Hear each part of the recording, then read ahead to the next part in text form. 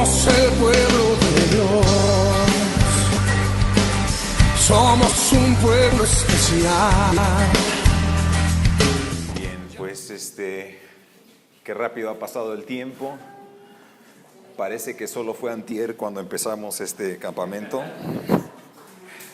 Ha sido un deleite realmente experimentar estos momentos junto con ustedes, el ver su devoción, su amor por el Señor, el proyecto que está aquí llevándose a cabo en Colombia y las vidas de aquellos que el Señor está usando para su gloria. Me encantaría poder traer a un grupo de jóvenes aquí para que los conozcan algún día, si me dan permiso.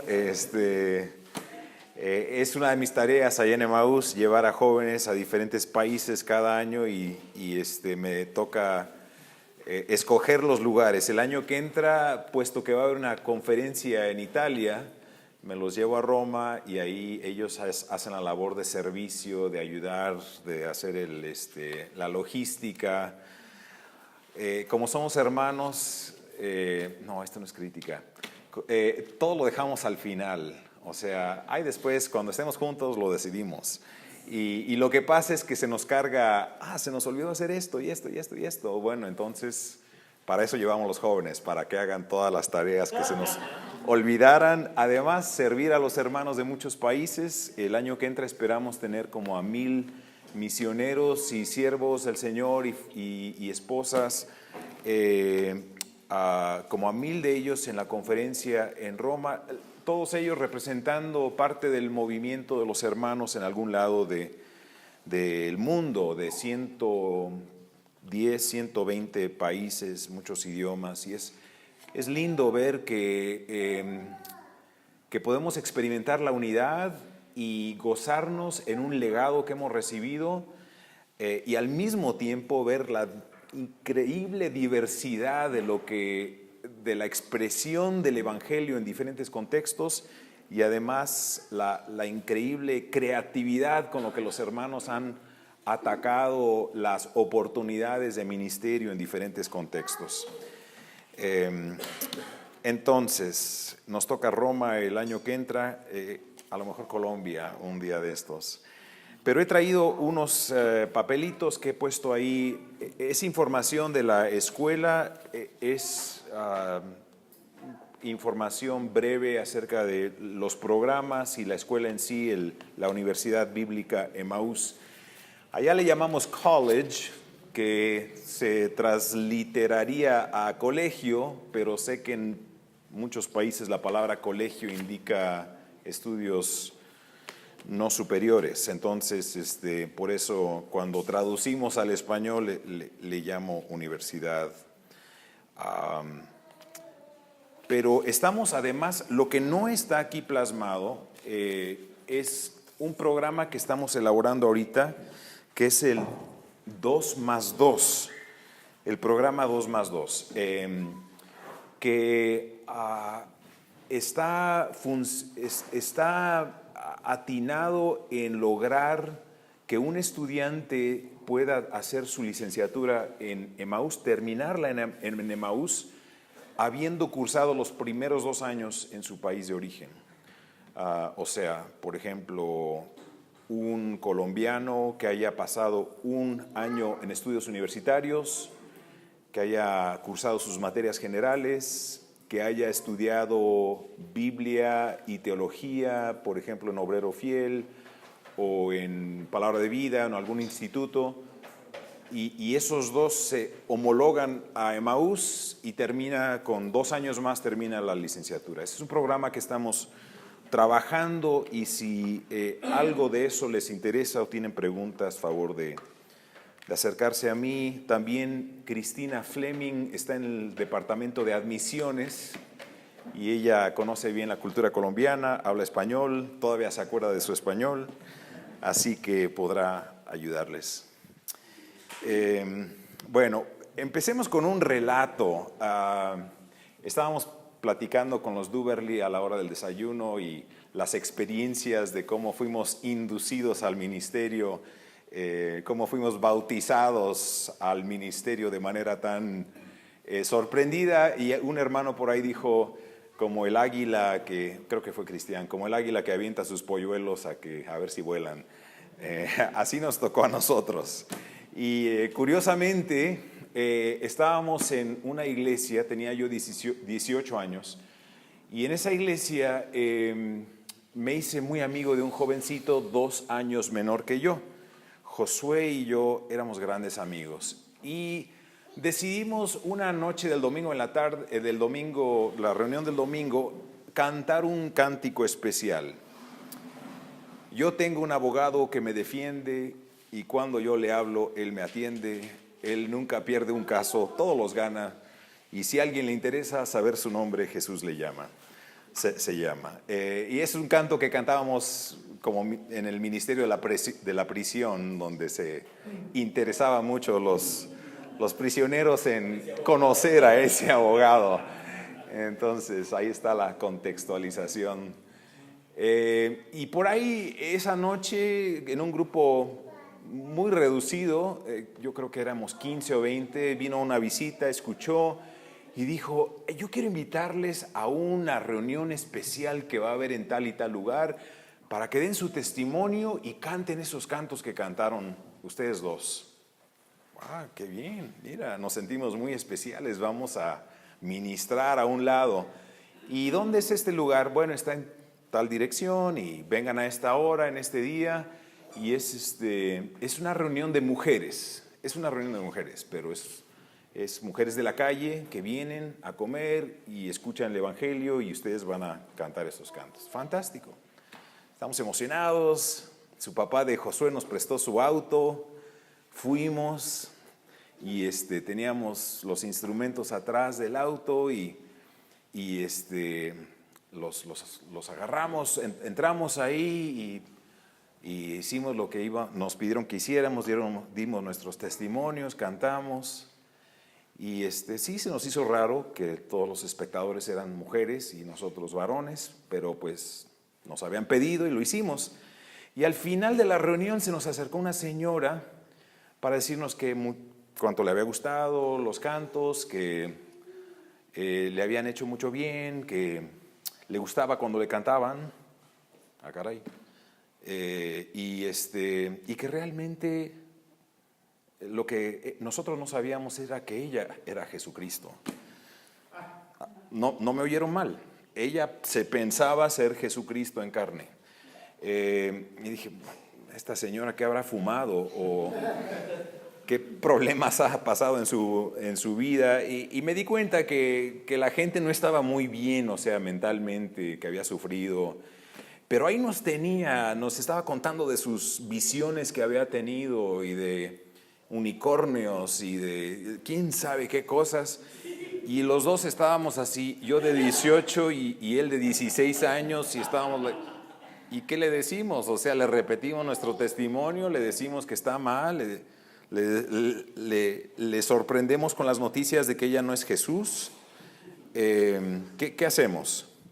Y bueno, terminó ese evento, nos metimos al auto y estábamos aturdidos, o sea, ni siquiera podíamos arrancar el auto. Le dije, ¿tú te sientes mal? A Josué. Dice, sí, me siento súper mal. Yo también. ¿Qué debemos hacer? Vamos a orar. Muy bien. Inclinamos nuestros rostros ahí en el auto.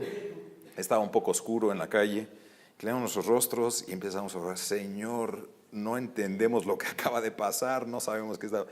Ahí estábamos orando y orando y de repente las luces de la policía atrás de nosotros y la sirena. ¿Y qué pasó? ¿Qué pasó? Yo me salgo y salen 2 policías armados apuntando sus pistolas a nosotros. Dice, quédense ahí donde están, pongan sus manos en el auto. Y digo, bueno, pues ¿qué pasa aquí? Entonces yo puse mis manos ahí y uno me empieza a esculcar, a buscar, y dice, ¿qué están haciendo ustedes aquí? Pues estamos orando. Y dice, mira, le dice a su compañero, dice que están orando. ¿Cuándo nos han dicho eso anteriormente? Esta es una nueva excusa.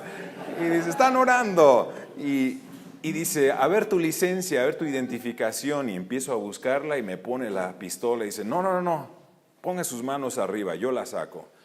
Y ahí fue cuando me empecé a preocupar un poco. Él saca y ve, Joel Hernández, y el otro con su lamparita buscando dentro del auto y dice, aquí hay 2 armas, aquí hay 2 metralletas, yo creo, están en sus fundas. Eran las guitarras con las que estábamos. Y dice, estos sujetos son peligrosos. Y bueno, y dice, ¿y qué están haciendo aquí? Aparte de orar, ¿para qué han venido aquí? Pues venimos aquí a esta reunión de mujeres.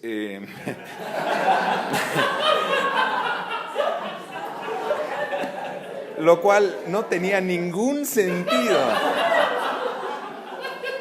O sea, nada de lo que salía de nuestra boca explicaba nada. Para él éramos unos sujetos criminales que estábamos ahí robándonos el auto o el radio o quién sabe qué estábamos tramando. Pero por fin yo creo que se convencieron, no sé, me preguntaron que a dónde estudiaba y le dije en una escuela bíblica, Emaús, y dice, bueno muchachos, para la próxima que quieran detenerse a orar, háganlo en un lugar más claro, con más luz, no sea aquí. Bueno, ahí nos vamos. Y esa fue nuestra gran experiencia de ministerio. No habríamos sufrido mucho por Cristo, pero esa fue nuestra primera experiencia del sufrimiento. La pregunta es, ¿por qué están aquí? ¿Por qué están haciendo esto? Esta fue la pregunta más importante que una persona, que un organismo, que un negocio, que una iglesia, que una denominación pueda hacerse. ¿Por qué estoy aquí? ¿Qué es lo que estoy haciendo? Dios se topa con sus siervos y les hace la pregunta, Elías, ¿qué haces aquí? ¿Qué haces aquí? Y se contesta la pregunta, pero ¿por qué estoy haciendo lo que estoy haciendo? Y aún más profunda, la siguiente pregunta, ¿por qué estoy haciendo lo que estoy haciendo de la manera en que lo estoy haciendo? Y la verdad es que raras veces nos detenemos a cuestionar el por qué. Simplemente recibimos un encargo de órdenes y algunas órdenes bíblicas, algunas órdenes extrabíblicas, algunas son simplemente el patrón de cómo hacíamos las cosas y salimos corriendo y vamos duplicando lo que se nos ha entregado, sin cuestionarnos por qué. ¿Por qué?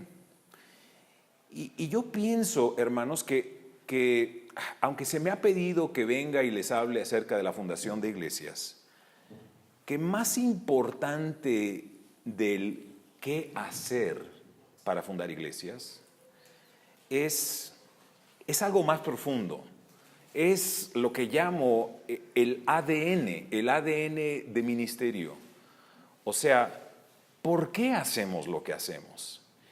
Y si eso lograra cambiar en nuestras perspectivas, si el por qué cambiara, todo cambiaría. O sea, no tendríamos que preocuparnos por la pregunta ¿y qué debemos hacer? O sea que si vinieron a esta conferencia para aprender qué es lo que debemos hacer, danos una lista de las cosas, las tareas que aparte de lo pesado que nuestras vidas y nuestros ministerios ya son, danos más para que podamos hacer algo más. Y no se trata de eso.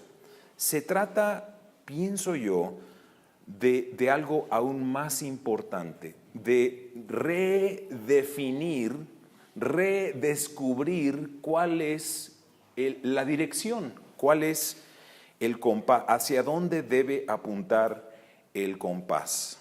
Más importante de lo que la iglesia hace es lo que es. Más importante que su dirección es el compás. Y recuerdo hace unos años cuando estábamos empezando a pensar en lo del evangelismo, el día que les comenté anoche. El evangelismo, teníamos una gran carencia de evangelismo, no teníamos evangelistas, no teníamos visión evangelista, no teníamos ministerio de evangelismo, no teníamos ni siquiera no sentíamos ni la necesidad de evangelizar como iglesia. Individuos destacados en la iglesia sí había, pero no había una conclusión colectiva de lo que habíamos de hacer. Y recuerdo cuando empezamos a predicar acerca del tema y la gente nos preguntaba, ¿y qué debemos hacer? ¿Qué debemos hacer? Y la respuesta no la teníamos. Lo que queríamos era cambiar no necesariamente o no primordialmente lo que hacemos, sino los valores de la iglesia. Porque realmente lo que tú y yo hacemos, lo hacemos obedeciendo ciertos valores. No lo hacemos porque decimos, bueno, esto es bueno, esto es bueno, esto es bueno, esto no es bueno y voy a hacer lo bueno. Sino que somos motivados por algo mayor, algo que nos impulsa, y ese impulso es un valor. Por ejemplo, supongamos que en dos edificios muy altos, dos rascacielos, así le llamamos en México, ponemos una viga entre los dos edificios. Y esa viga de metal, no sé cómo se llaman, IP. Una viga fuerte, lo suficientemente fuerte como para soportar tu peso. Y digamos que los edificios están a una distancia de 100 metros y tú subes allá arriba y alguien te dice, mira, tu tarea es caminar de aquí para allá. Sobre la viga. La viga tiene que unos 10 centímetros de ancho. Tienes que caminar de aquí a allá. Esta es tu tarea. Los edificios están altos, muy altos, son de quién sabe cuántos pisos, 60 pisos. O sea que si tú te das un resbalón, va a ser el último resbalón que te diste. ¿Lo harías? ¿Cumplirías esa tarea porque te dijeron que la harías? No. Por ahí alguien aventurero que dice, sí, yo sí me aviento, yo sí me echo. Bueno, tienes que considerar que hace viento y que los edificios a esa altitud se están moviendo a diferentes, ritmos. O sea, uno se mueve para acá, el otro se mueve para allá. Y o sea que la viga se ve que se está moviendo. Lo harías, y la mayoría de nosotros diríamos no lo haríamos. ¿Por qué? Porque valoramos ¿qué? La vida, valoramos la vida, ¿verdad? Y por el valor de la vida hay ciertas tareas que no estamos dispuestos a hacer. Ahora, supongamos que una persona muy mala, no, todavía no, antes de esa suposición, la persona que te ha dado la tarea te dice, mira, como no lo quieres hacer, te voy a ofrecer un dinero. ¿Cuánto serían $1,000 3 millones. Te ofrezco 3 millones y tú te vas caminando de aquí para allá en la viga. 100 metros, se está moviendo. Es peligroso. ¿Lo harías? 3 millones mensuales. Ándale. O sea que quizás haya una cifra donde sí se convencen, ¿verdad? O sea que a lo mejor no valoran el dinero, pero valoran la seguridad económica, posiblemente. Ahora sí, una persona muy mala, tiene a su hijo o a un pariente que ustedes aman, no a su suegra, pero a un pariente que... perdón, se me salió el mexicanismo. Y tienen a ese pariente ahí, si tienen algún hijo, imagínense, y dice, si tú no cruzas ahorita voy a soltarlo y se desploma. ¿Qué haces? Te vas. corres por la viga, aunque te caigas. ¿Por qué? ¿Qué es lo que valoramos? La vida de los seres queridos. Valoramos a los seres queridos. O sea, que si realineamos los valores, las tareas se van alineando a esos valores. Y lo más importante que debemos hacer como iglesia y como líderes de la iglesia es poner los valores correctos delante de la iglesia. Los valores bíblicos, los valores que nos van a llevar a la siguiente generación. Y hay valores que hemos heredado que no son los mejores, Ahora quizás tú quieras una lista, pero la verdad es que ya les he dado la lista. Cuando hablamos de la historia de los hermanos y les dije los rasgos negativos, esos son los valores que no debemos de poner más enfrente nuestro. Que debemos de perseguir valores que sí valen, que son compartidos. Y obviamente los bíblicos son universales, pero hay valores que en cada contexto valen más que en otros. Por ejemplo, no, mejor no me meto en ejemplos porque voy a salir mal. Entonces, ¿en qué consiste este nuevo ADN? Y sí se entiende la ilustración del ADN, ¿verdad? De algo propio que determina, que es determinante. Como esa serie de valores llega a ser el ADN, que determina qué clase de iglesia, qué clase de persona, qué clase de matrimonio vas a hacer. Aquí hay un valor interesante que descubrimos temprano en nuestro matrimonio, y esto fue un choque de culturas para mi esposa y yo. Yo crecí como mexicano, indoctrinado, enculturado en la cultura mexicana, y mi esposa en la cultura norteamericana, ambos en una asamblea, y pensábamos, los dos hemos ido al Instituto Bíblico, seguramente compartimos toda la misma perspectiva, ¿verdad? Y luego te casas y ves que somos diferentes. Y lo que pasa es que para el mexicano la mentira tiene muchas categorías, muchas modalidades. Y una de las modalidades más grandes de la mentira en México es el humor. O sea, mentimos para disfrutar del humor. Por ejemplo, el maestro dice que hoy hay examen. No, era broma. O sea, en forma de broma mentimos. Y yo así fui criado.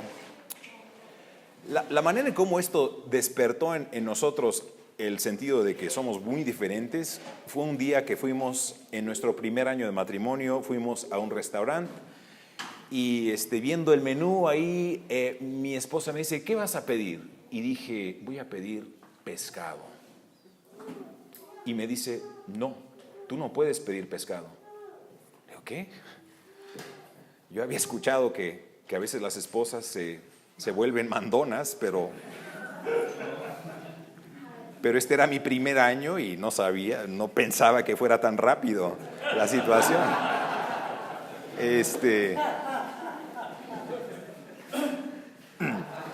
Para que quede claro, mi esposa no es mandona.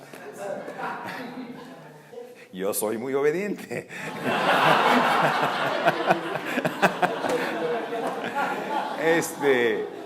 Y me dice, no puedes comer pescado. ¿Pero por qué no? ¿Por qué no? Digo, pero ¿cómo es que me limitas? ¿Cómo es que no puedo comer? Porque tú me dijiste que eres alérgico. Ah, caray. Pues también padezco de mala memoria, así que le dije, seguramente estaba bromeando. Y mi esposa me dice, no, me estabas mintiendo. Ay. Entonces de repente, o sea, yo digo, la mentira no tiene un dominio cultural humorístico, no hay broma. En su cultura no hay broma que incluya la mentira, no al grado del mexicano. Entonces tuvimos que realinear nuestros valores. Y yo dije, bueno, yo quiero ser el tipo de esposo que mi esposa confía, que nunca tiene dudas, que está segura conmigo. Y si quiero ese tipo de relación, no voy a lograrlo mintiéndole a manera mexicana. Entonces tengo que sacrificar parte de lo que soy, de mi cultura, para que ella pueda gozar una relación sólida. Y así sucedió la realineación de mis valores. Y no fui el único yo. También en cualquier matrimonio hay un acomodo, hay un ajuste de valores. Hay un nuevo ADN y ese ADN se lo pasamos a los hijos. ¿Cómo? Jamás le tenemos que decir. Simplemente vivimos, tomamos decisiones, hacemos tarea que se van conformando a ese ADN. En el pasado los hermanos hemos sido regidos más por nuestras formas que por nuestros objetivos. Así que considero que esta palabrita ha de ser parte de nuestro ADN. Intención. Ministerio intencional. Ministerio intencional. ¿A qué me refiero? Los ejemplos que di anoche de nuestra iglesia los di para que esto tuviera sentido. Cuando nosotros llegamos en el 2007, los ministerios se manejaban de esta manera. Supongamos el Ministerio de la Música. 3 minutos antes del mensaje, alguien era escogido. A ver, Cristian, ayúdanos con los cantos el día de hoy. Fantástico. Cristian abría el himnario 3 minutos antes, a ver cuáles son mis favoritos. A ver, Joel, pásale. ¿Cuál es tu favorito? No, pues, Sublime Gracia, fantástico. 3 cantos, ya. 3 minutos antes y vamos a cantar. Pero la pregunta es, ¿por qué hacerlo así? ¿Por qué hacer lo que hacemos de la manera en que lo hacemos? Si lo que estamos haciendo es para simplemente llenar el horario, está bien, con eso basta. Pero si lo estamos haciendo para un propósito mayor, quizás debamos cambiar. ¿Y cuál es ese propósito mayor? Pues quizás preparar a las personas para el ministerio de la palabra. Bueno, entonces debemos de saber hacia dónde se dirige la palabra para poder alinear el canto y la palabra. Quizás es para abrir los corazones de la gente. Quizás es para poder despejar los propósitos van alineando cómo hacemos lo que hacemos. Y ese cambio de mentalidad de decir, ¿cómo se vería un ministerio intencional de música? Fue cambiando todo. Y realmente no sabíamos cuáles eran los cambios que debían de hacerse, pero ese fue la estrella norte, el compás que iba dictando cómo vamos a ir ajustando ministerio para lograr objetivos.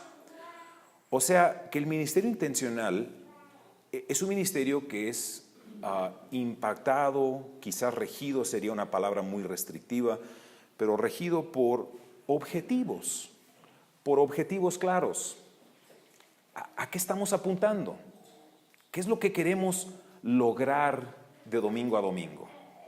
Obviamente podemos hacer lo que los primeros creyentes hicieron y hacerlo bien y repetidamente y decirle a las siguientes generaciones, hagan lo que se hizo en la Biblia.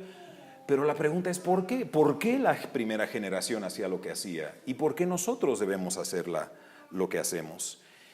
Y si no logramos contestar esa pregunta y si no animamos a las siguientes generaciones a contestar la pregunta ¿por qué hacemos lo que hacemos?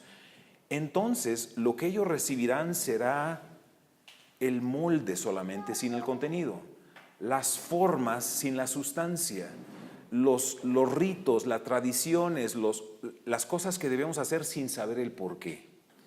Y lo difícil de eso es que no es sustentable. Porque tú le preguntas a un anciano o a un líder o a un hermano o una hermana, ¿y por qué hace usted eso? Y la respuesta es, pues quién sabe, porque así me dijeron, así me enseñaron. Y me parece que lo que debemos hacer en la iglesia, lo que en la iglesia se hace y lo que hacemos en el ministerio debe tener un propósito y objetivo claro. No soy antitradicionalista. Me encanta la tradición. Soy mexicano, he sido criado con un amor y una devoción a la tradición. Es hermosa. Pero el tradicionalismo, el hacer las cosas por simplemente hacerlas, porque así se nos ha enseñado, es algo que no es sustentable de generación a generación. O sea que es paralizante. En cierto momento llega una persona a decir, pero es que no sabemos por qué hacemos lo que hacemos.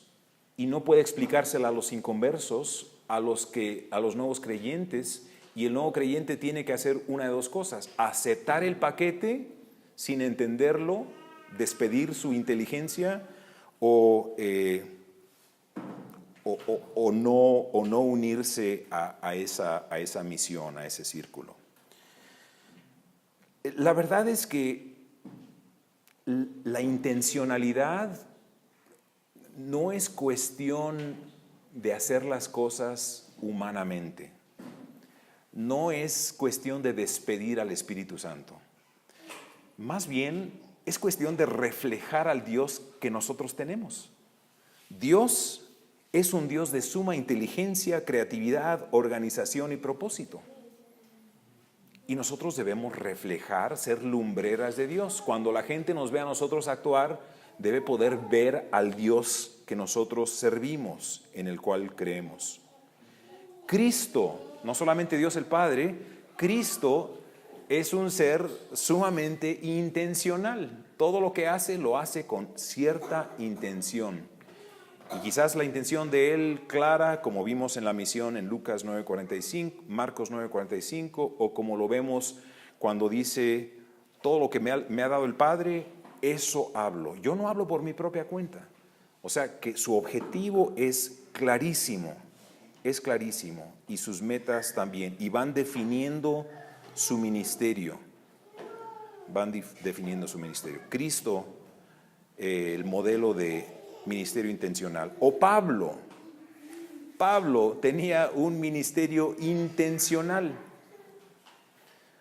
Él tenía la expectativa de ministerio bien pensado, estratégico, de decir, vamos a usar la lengua griega.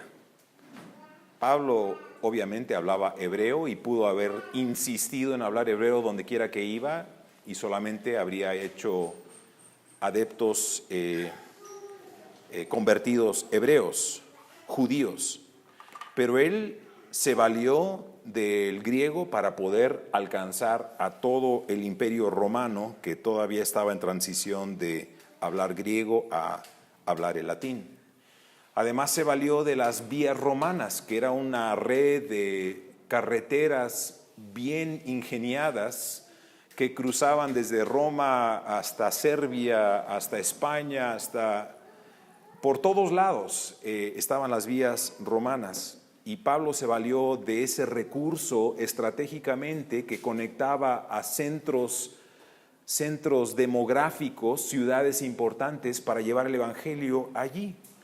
Además, él tenía la expectativa de que él no era el ministerio completo, el paquete completo, sino que al predicarle a una iglesia, la iglesia se responsabilizaba de llevar el ministerio más allá.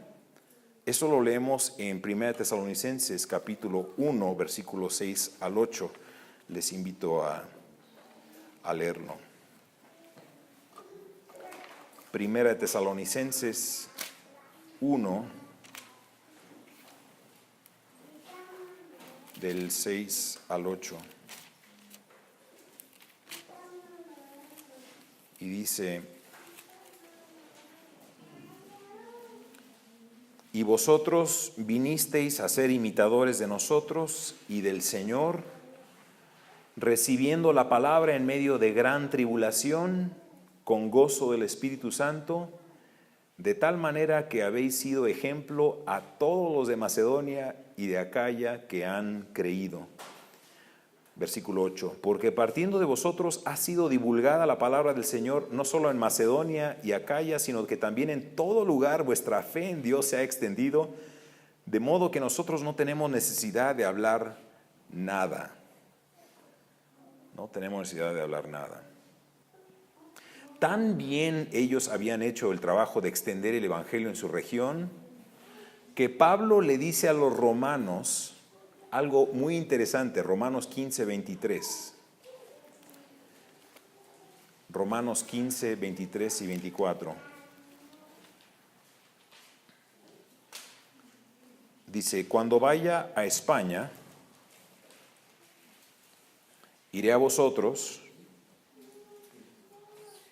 Más bien, vamos a empezar desde el 22. Por esta causa me he visto impedido muchas veces de ir a vosotros, pero ahora no teniendo más campo en estas regiones y deseando desde hace muchos años ir a vosotros, cuando vaya a España iré a vosotros, porque espero veros al pasar y ser encaminado allá por vosotros una vez que haya gozado con vosotros. Mas ahora voy a Jerusalén para ministrar a los santos, porque Macedonia y Acaya tuvieron bien para hacer una ofrenda para los pobres que hay entre los santos que están en Jerusalén. Curiosamente, Pablo dice que ya no tiene más, versículo 23, 24, 23, ahora no teniendo más campo en estas regiones, se le acabó el campo a Pablo.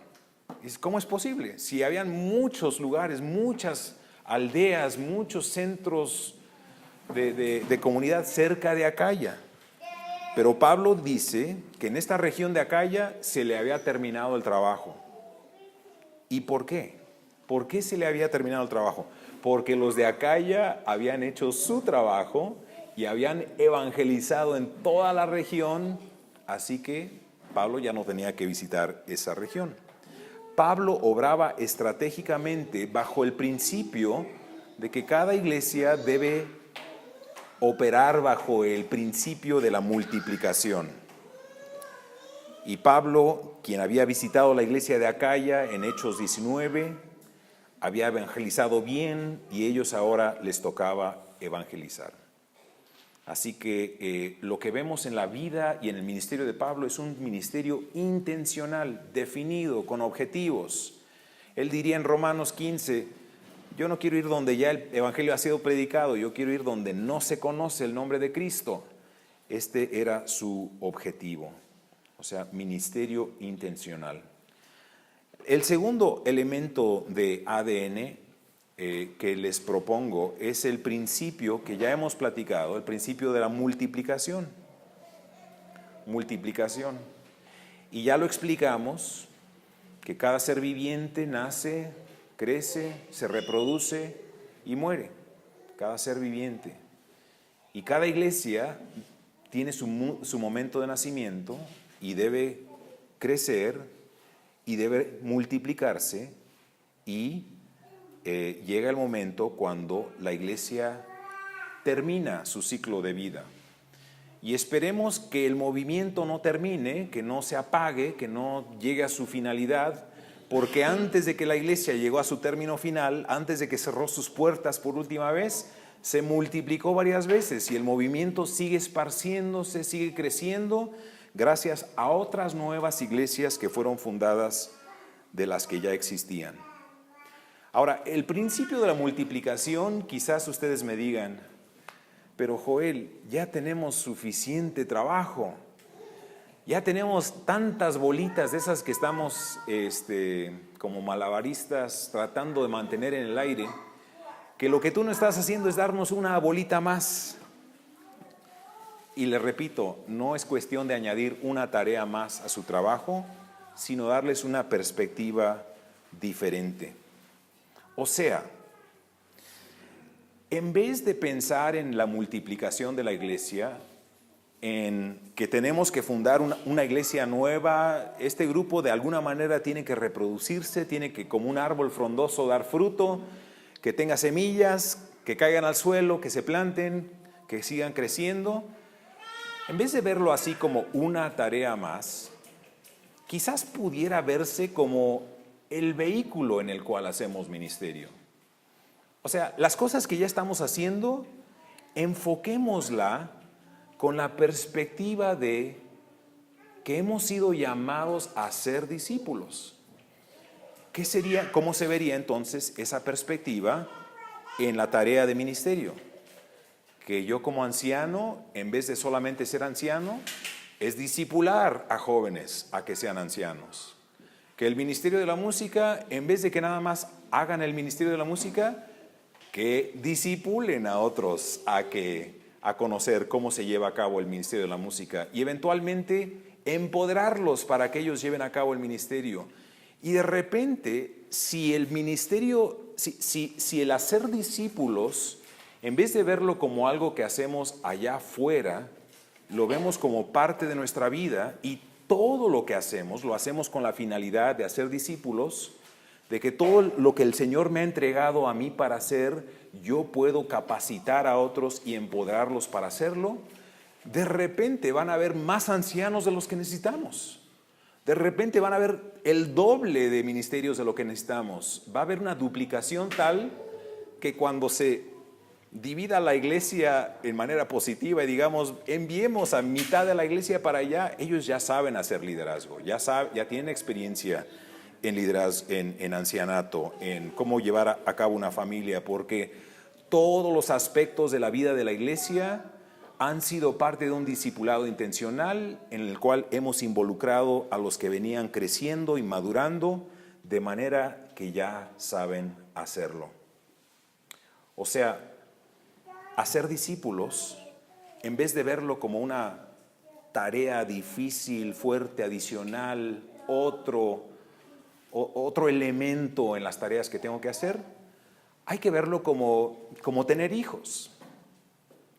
Dios te dio un hijo, 2 hijos, 3 hijos, 4 hijos y la meta no es acapararlos, no es tenerlos aquí, sino la meta es que ellos sean hombres y mujeres sanos, adultos, maduros, que salgan, que ellos se reproduzcan, que ellos tengan sus propias familias. Y no les hacemos un bien cuando los queremos aquí, cuando dices, no, tú me vas a servir aquí siempre. No, el propósito de criar hijos es soltarlos para que el Señor los use y los bendiga y bendiga al mundo a través de ellos. Como le digo a mi hija, nosotros te cambiamos los pañales y algún día tú nos cambiarás los nuestros. La estamos entrenando con vísperas de soltarla, de que ella haga todo lo que hacemos nosotros. El Señor no te ha puesto en liderazgo para que tú seas el líder permanentemente. Tú eres transicional. Tu día va a llegar cuando ya no eres líder. Y en ese día necesitarás líderes capaces que puedan liderarte a ti. O sea, esto de tener 96 años y no querer soltar tu órgano, no se vale. No se vale. A esas alturas ya habrías entrenado a 100 organistas y han salido a bendecir a todo el mundo cristiano. Cuando empezamos a decir, este es mi ministerio, cuando empezamos a identificar el ministerio con mi propia identidad, empezamos a tener problemas.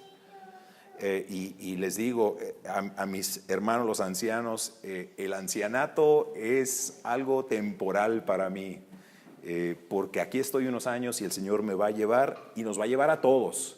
O sea que cada uno mire bien cómo va edificando, porque otros van a venir y edificar después de nosotros también. O sea, hacer discípulos es como criar a los hijos. ¿Y a los hijos cómo los crías? Pues como al estilo de Deuteronomio 6, en el camino y en la casa y en el campo y en la ciudad y en la iglesia, cuando los regañas, cuando los instruyes, cuando les das esa historia que los inspira, cuando ves a una familia que va mal y dice, mira, ¿ves qué decisiones han tomado ellos? Observa. Y en todos los momentos de vida los estás entrenando, discipulando. Ese es hacer discípulos. No es como si fuera un trabajo más. Soy arquitecto y además tengo que criar hijos. No, los crías sobre la marcha y de esta manera pienso yo que podemos hacer discípulos sobre la marcha. Pero lo haremos solamente si lo hacemos intencionalmente. si estamos prendidos a la expectativa de que cuando yo te veo a ti, estoy preguntándole al Señor, Señor, ¿qué quieres que yo le diga a mi hermano? ¿Cómo quieres que yo le anime? ¿Cómo quieres que yo sea canal de bendición o de crecimiento o de madurez o de ánimo para esa persona? ¿Cómo quieres usarme a mí? Y eso es lo que es el cuerpo. El cuerpo no vive para sí, las manos no viven para su propio bien, los pies no viven para sí, viven para el cuerpo. Y siempre están a la disposición de la mente, del cerebro, que dice, quiero que hagas esto, para que el cuerpo sea eficiente y haga lo que debe hacer. La iglesia es un cuerpo y cada uno tiene una función y debe escuchar al cerebro, a la cabeza, a Cristo, para hacer la función que Cristo quiere que haga. Una iglesia sana es una iglesia que se multiplica. Y yo sé que no tengo que enseñarles esto a ustedes porque ustedes ya lo están haciendo. Y me ha encantado escuchar historias de personas que dicen, pues yo estoy en tal lugar y he estado ahí 6 meses o 6 años y estuve allá, pero estamos plantando algo nuevo, o tenemos el deseo de ir para allá, y para mí eso es súper emocionante. Eso no está sucediendo en Estados Unidos. O sea que no vengo a enseñarles de la vasta experiencia de lo que estamos viviendo allá. Vengo simplemente a hacernos todos pensar. Está el ejemplo de una iglesia en Houston que conozco bien. Los ancianos ahí son amigos míos. Uno de los ancianos fue mi consejero de campamento cuando yo era niño. Y esta iglesia es súper trabajadora. Yo creo que más de 120 miembros no tiene, pero ha sido tan fiel en el evangelismo, tan fiel en el discipulado, con una congregación de hispanos donde la población es muy móvil, donde entran, viven un tiempo y luego se van. Y la iglesia sobrevive y se mantiene así porque es trabajadora. Si no trabajara, se hubiera desplomado completamente. Pero el principio de la multiplicación, ellos lo han implementado porque han discipulado a tantos líderes que han salido a diferentes partes, diferentes ciudades y han ministrado con un alto rendimiento. Una iglesia sana. O sea que una iglesia sana no necesariamente significa que va a afectarse el crecimiento numérico de la iglesia, sino que va a poder dar fruto. Va a poder dar fruto. La tercera palabra, después de ministerio intencional y multiplicación, será la palabra adaptación. Una iglesia que está adaptada a su contexto. Nuevamente, es algo que hemos elaborado e insistido en este fin de semana, que debemos conocer y adentrarnos al contexto cultural en donde Dios nos ha puesto. Cuando un buen predicador se le da la tarea de predicar, estudia y estudia y estudia, ¿sí o no? ¿Cuántas veces te ha tocado predicar y te metes a la palabra y estudias y no le entiendes y buscas comentarios y le preguntas al hermano y te rompes la cabeza buscando cómo entiendo este pasaje? Y a veces te pasas horas y horas buscando. Con esa misma intencionalidad debemos entender no solamente la palabra, sino nuestra comunidad. O sea, ver qué es lo que Dios está haciendo en esta comunidad. ¿Cómo es que se formó? ¿Cuál es la historia de esta comunidad? ¿Cuáles son sus valores? ¿Cuáles son sus necesidades? Y al igual que un estudioso debe hacer una exegesis bíblica, nosotros debemos hacer una exegesis cultural y entender en dónde nos ha puesto Dios. O sea, porque si Pablo va a Samaria, tiene que entender a Samaria para hacerse como samaritano, para alcanzar a samaritanos. Y la verdad es que cada contexto es muy diferente. Tú sales de Bogotá y te vas a un pueblo y ese pueblo piensa de manera distinta. Y para que le hables la palabra de manera que le toque el corazón, tienes que conocer su contexto. O imagínense, si no me creen, imagínense que ahí está Juan del Bautista y ahí estás tú también.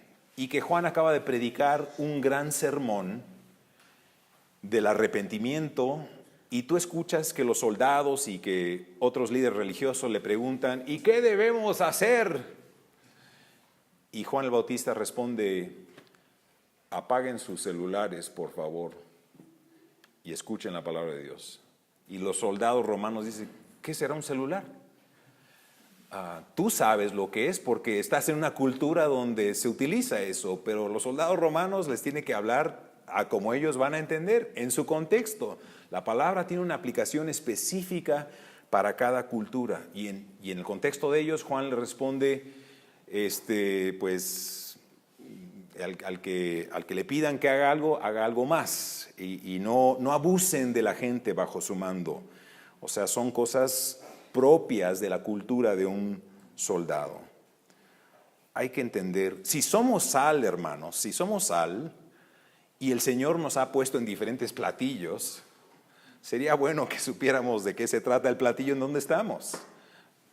¿Cómo vamos a sazonar a nuestro vecindario, a nuestra cultura, a nuestro pueblo? ¿Cómo es que vamos a hacer una diferencia para Cristo, para el reino de Dios en este lugar? Y para esto es necesario, hermanos, que hagamos algo que en el pasado no hemos estado dispuestos a hacer. Y me refiero a utilizar elementos apropiados de la cultura donde Dios nos ha puesto. Utilizar elementos apropiados de la cultura donde estamos. Y dije apropiados porque no me refiero a que en México invite a los hermanos a poner una Virgen de Guadalupe en su local, porque eso es un elemento cultural autóctono. Ese no es un elemento apropiado. ¿Por qué? Porque es un elemento religioso que indica una religión que no es bíblica, que no lleva la verdad. Entonces ese no es un símbolo apropiado. Pero hay otros símbolos que sí son apropiados, que son neutrales o que no tienen una carga teológica negativa o hereje o mentirosa o satánica o algo así. Por ejemplo, allá en el Bajío, en el área del centro de México donde plantamos iglesias, teníamos un himnario y el himnario era Celebremos su gloria, créanlo, ¿no? Ese era nuestro, y nos encantaba. Yo pienso que ese es el mejor himnario que jamás he visto en mi vida. ¿Por qué? Porque aparte de muchas cosas como tener himnos hispanos, tenía acordes de guitarra y al guitarrista eso le encanta. Bueno, ahí está. ¿Y saben cuáles son los cantos que la iglesia siempre pedía? O sea, cada vez que adorábamos, que teníamos una reunión abierta y cada quien pedía, los cantos que siempre pedíamos eran los mismos. ¿Y qué tenían en común? ¿Perdón? La cultura. Eran cantos como hay una senda que el mundo no conoce. Cuando la gente mexicana empieza a cantar ese canto, casi se pone a llorar, porque hay algo muy, muy mexicano. O sea, esa melodía se remonta a los tiempos de la Revolución, y cuando tú escuchas, mira, no me creen, pero estaba en Estados Unidos en cierta ocasión, me invitó a una asamblea muy conservadora y me pidieron que diera un informe misionero. Y me dijeron, ¿y si tienes algún canto que compartir, compártenos? Muy bien. Entonces, le dije a mi esposa, pasa y vamos a cantar Hay una senda que el mundo no conoce, porque ese es el canto que más les gusta en México. Y empezamos, y en la guitarra tiene su... Pero si lo haces rápido así, no se siente el sabor mexicano. Le tienes que poner su tonada mexicana. Yo no lo sabía, pero había un mexicano ahí en el auditorio, y cuando él escuchó esa tonada, se oyó algo que jamás se había oído en esa asamblea. Un grito mariachi.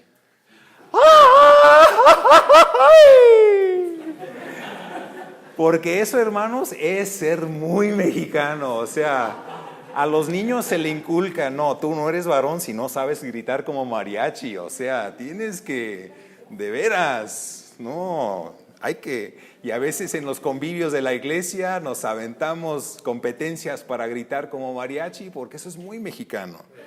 Y eso es, órale pues, carnal. Y digo yo, los elementos culturales apropiados tocan el corazón de la gente. Y bueno fuera que tuviéramos más de esos cantos. Y hay otros elementos culturales que también podemos usar porque no están cargados de algún significado religioso negativo o antibíblico o malo. Ahí les va otro ejemplo. Un hermano de los hermanos en la India, que se llama Anil Yesudas, en Chicago, nos contó que un día sintió la carga de alcanzar a los hindúes. Y dice, el problema es que para alcanzar a los hindúes tuve que admitir el hecho de que yo no entiendo a los hindúes. O sea, yo nací, crecí en la India, pero soy hermano de hermanos. Dice, yo soy como el apóstol Pablo, así, ándale, hebreo de hebreos. Y él usó un chiste que solamente tiene sentido en inglés. En inglés, hebreo de hebreos es Hebrew of Hebrews. Él dice Hebrew of Hebrews, que mantiene las letras, las siglas PB, que son las siglas de los Plymouth Brethren. O sea que yo soy hebreo de hebreos de los hermanos.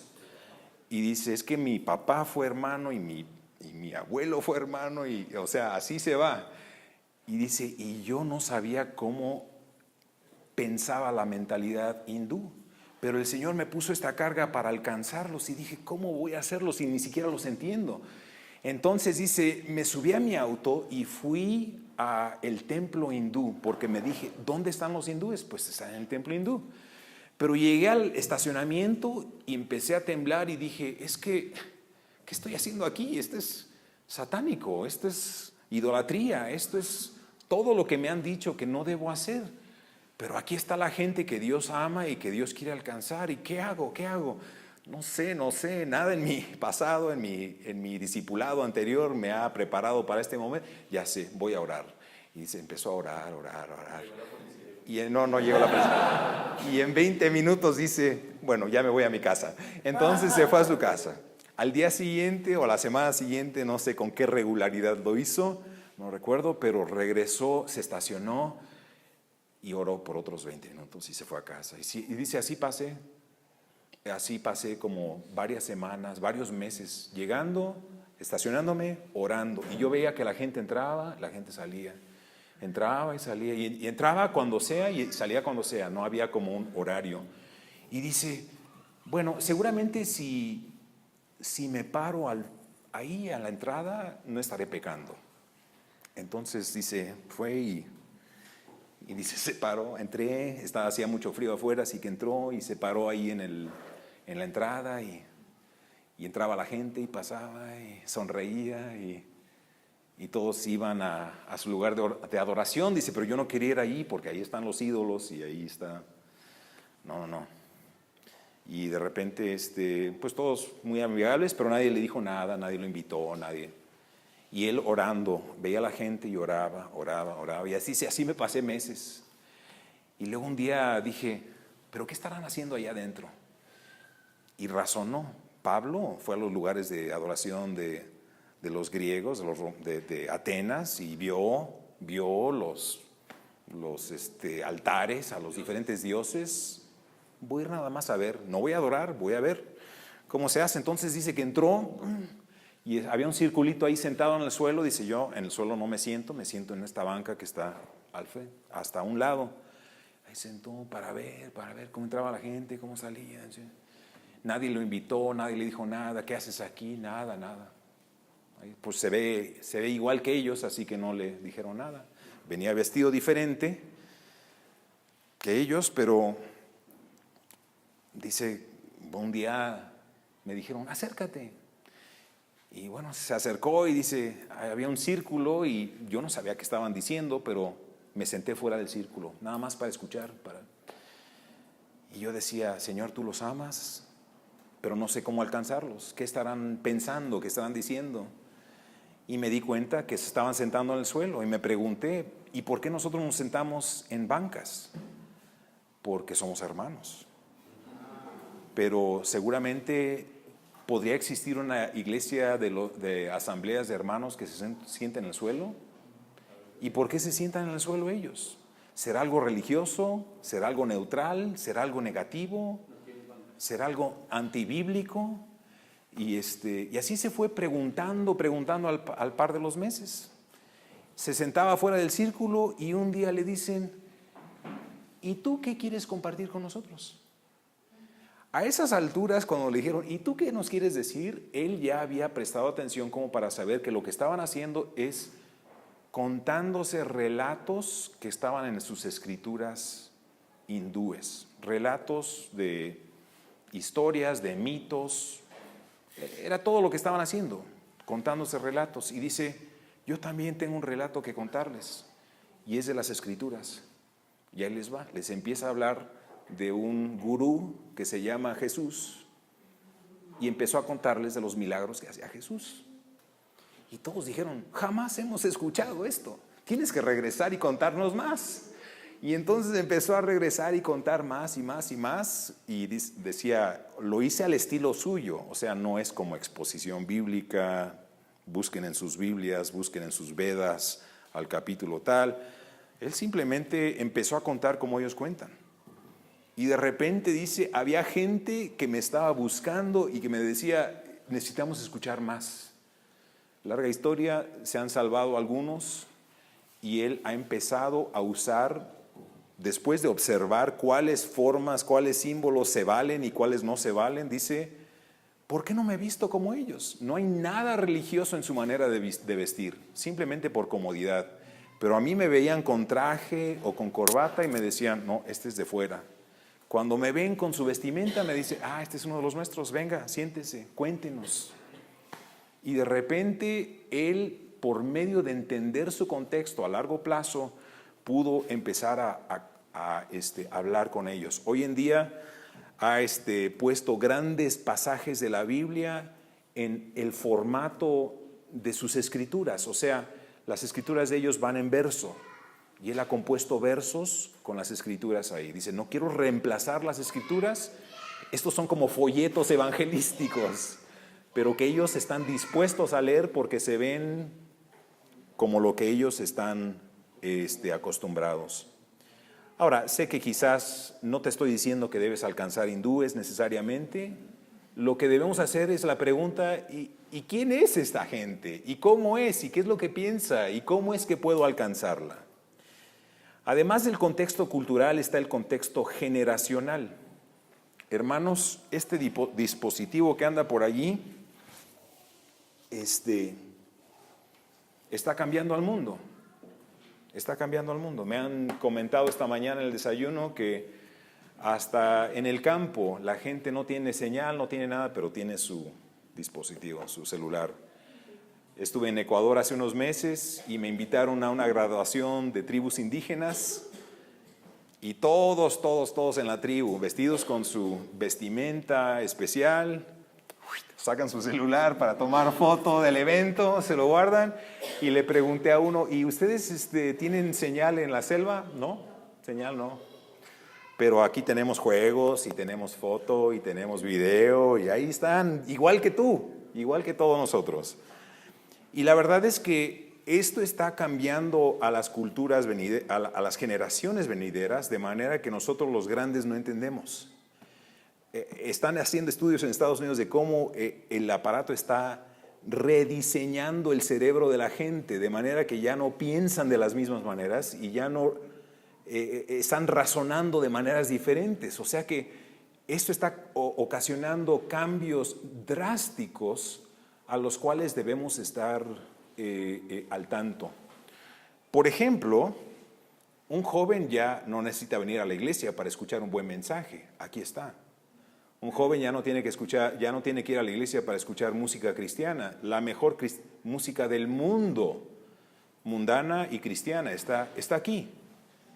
Y ellos están acostumbrados, ¿cuántas horas al día? Escuchar la mejor calidad de música que el mundo pueda proveer. Y luego va a mi iglesia y escucha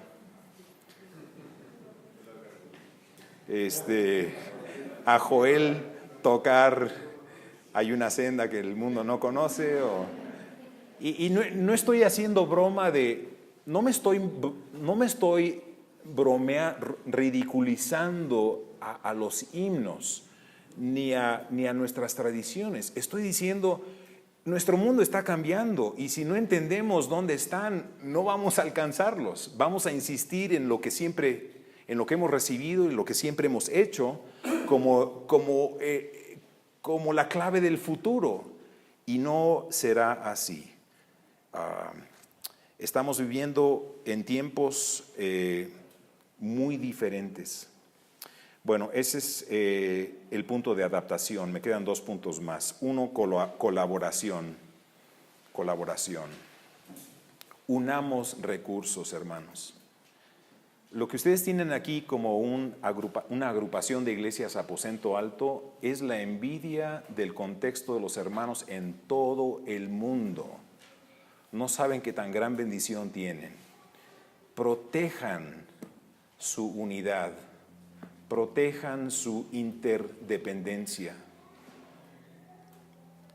No la pierdan, porque es algo valiosísimo. Me dijeron que aquí estuvo Carlos Morris y que igual él dijo algo similar, que ni en Argentina, donde ha estado el Evangelio por más de 100 años, tienen lo que hay aquí. Colaboración. Colaboremos juntos. Y yo sé que el pedir que colaboremos con otras iglesias que están fuera, los bautistas, los quién sabe qué, quizás sea mucho pedir, quizás sea incauto de mi parte. Pero la realidad, hermanos, es que un día vamos a estar en el cielo con hermanos que estuvieron al otro lado de la calle y que jamás conocimos y que jamás oramos por ellos y que los vimos y los tratamos como enemigos. Y estaremos en el cielo cantando no un cántico bautista ni un canto de los hermanos. Ahí el Señor nos va a tener que enseñar un cántico nuevo, porque los antiguos como que no cuadran, no expresan suficientemente el gozo y la unidad y la dicha de estar en el cielo. El Señor tendrá que enseñarnos algo nuevo.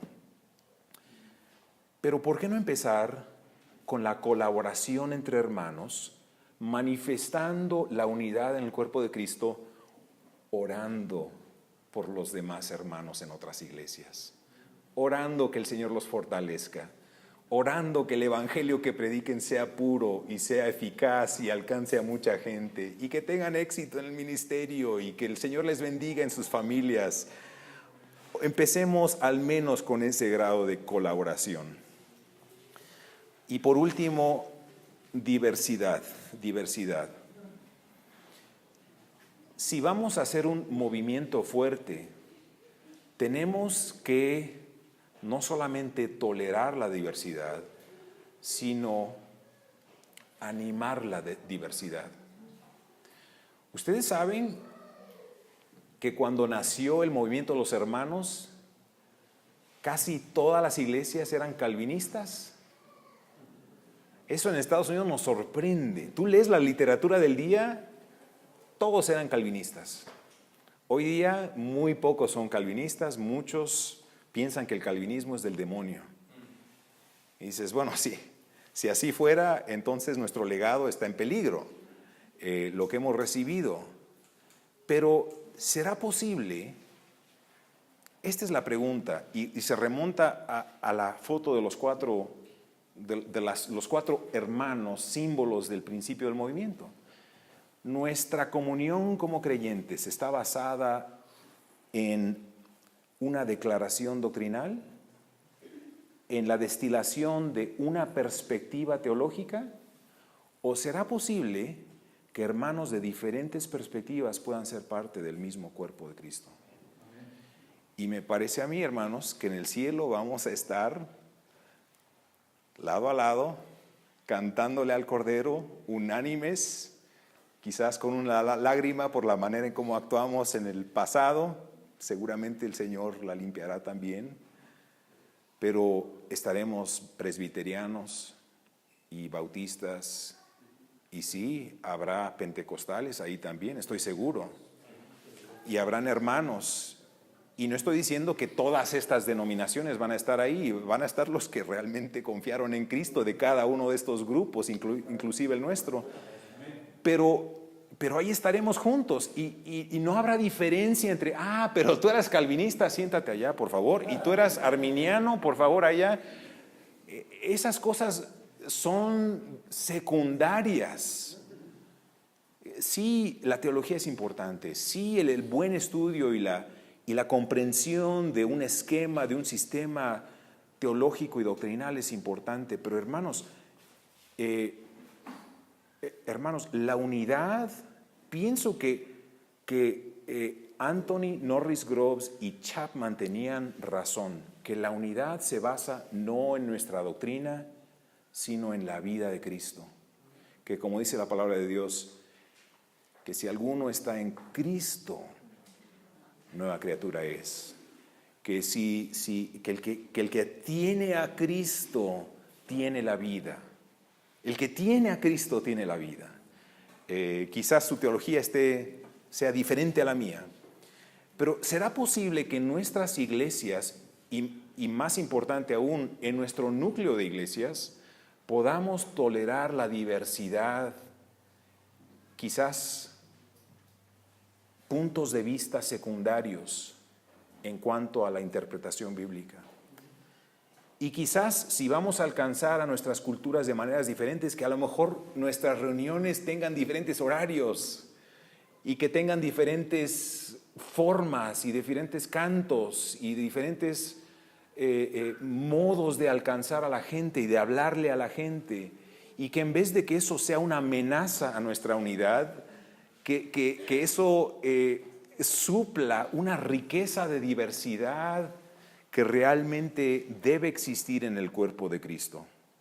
O sea, hermanos, no exijamos la uniformidad entre nuestras iglesias. No exijamos la uniformidad. Y no estoy diciendo que algunos que creen el Evangelio y otros no creen están bienvenidos. No, a eso no me refiero. En lo primario hay que tener unidad y que debemos ser claros. En el Evangelio, la persona de Cristo, la deidad de Cristo, el sacrificio expiatorio, sustitucionario de Cristo, todos esos son elementales. El que no cree estas cosas no va a estar en el cielo. Pero aparte de eso, los modos secundarios, las interpretaciones que no tienen que ver con esas cosas de primera importancia, debemos no solamente tolerar la unidad, sino la diversidad, más bien animarla. El cómo hacer todo esto, se los dejo a ustedes, porque yo no conozco Colombia ni sus contextos locales, pero sí ese ADN se los recomiendo. Tomen lo mejor del pasado, se vale quitar lo peor del pasado. La verdad es que todos lo hacemos. Tuvimos padres y abuelos que tomaron malas decisiones, que dejaron malos ejemplos y decidimos cortar con lo pasado y ser nuevas criaturas. Hagan lo mismo con el legado que hemos recibido. Lo bueno, como dice Pablo, analícenlo todo, retened lo bueno y rechacen toda especie de mal. Y hermanos, que el Señor les bendiga. Y algún día quiero que vengan y que nos enseñen a nosotros cómo se hacen las cosas. Que el Señor les bendiga.